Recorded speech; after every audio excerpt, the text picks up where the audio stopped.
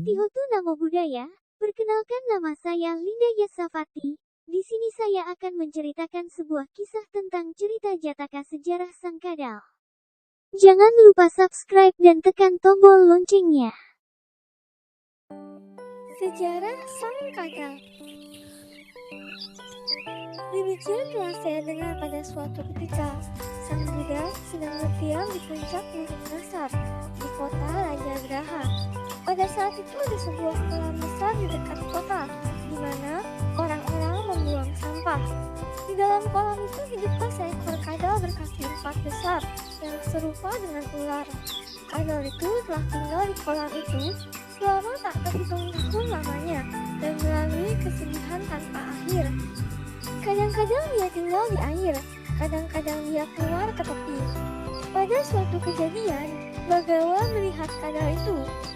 Dia bertanya kepada para biksu, apakah mereka mengetahui alasan dari apa yang dilakukan sebelumnya yang menyebabkan kadal itu di sana? Tidak satupun dari mereka mengetahuinya, dan mereka memohon Buddha untuk menjelaskan itu kepada mereka. Buddha berkata, para biksu, dengarkan dengan baik dan simpanlah dalam pikiran kalian. Di masa lampau, ketika Buddha Wipashin telah datang ke dunia untuk menolong makhluk dan telah mencapai nirwana akhir, ada 400 biksu yang mengikuti ajaran suci itu. Mereka tinggal di pertapaan di sebelah sebuah gunung. Dari timur hingga barat pertapaan itu penuh dengan pohon buah-buahan dan sayuran secara melimpah. Dan di antara pohon-pohon itu ada sebuah tempat yang indah dengan mata air yang airnya cemerlang.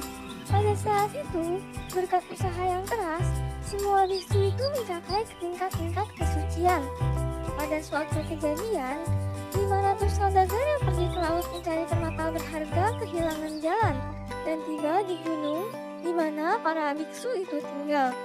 Melihat usaha keras para biksu dalam belajar, mereka berkeinginan untuk membuat persembahan dan berjanji bahwa jika mereka kembali tanpa kecelakaan dari perjalanan laut, mereka akan memberi persembahan kepada Sangha. Para biksu ini menyetujuinya dalam keheningan. Para saudagar pergi ke laut, menemukan banyak harta, dan kembali selamat dan sehat, mempersembahkan harta yang melimpah kepada para biksu. Sangha yang mulia menerimanya dan memberikannya kepada biksu yang mengatur masalah Sangha. Beberapa waktu kemudian, ketika persediaan persembahan telah hampir habis, mereka berpikir untuk menggunakan harta itu dan memberitahu penjaga, biksu, ambillah harta yang diberikan oleh saudagar dan jualah demi memperoleh persediaan. Biksu itu menjawab, harta itu diberikan hanya untukku, bukan untuk kalian. Sangha menjawab, harta itu sama sekali tidak diberikan kepadamu. Itu diberikan ke seluruh kumpulan dan hanya dipercayakan kepadamu untuk disimpan. Biksu itu kemudian menjadi marah dan berkata, apakah kalian makan hingga kalian muntah? Dan janganlah mengaku harta ini sebagai milik kalian. Ini bukan milik kalian, tetapi semua harta ini milikku. Ketika Sangha melihat bahwa biksu itu sudah dikuasai oleh pikiran jahat dan menjadi marah, mereka bubar. Masing-masing biksu pulang ke tempatnya.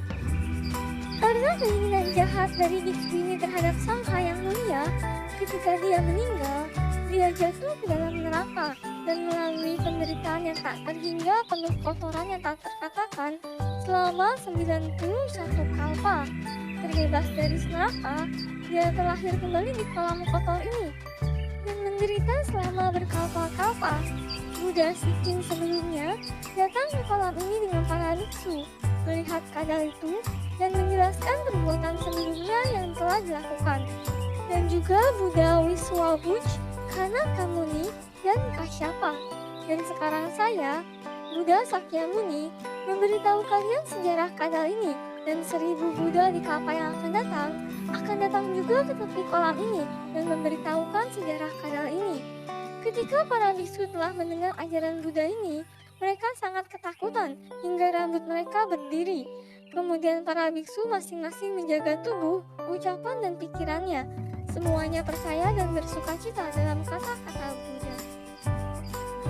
Jadi dapat kita simpulkan bahwa Keserakahan menimbulkan seseorang lupa terhadap semuanya dan mengakibatkan orang tersebut terlahir di alam neraka.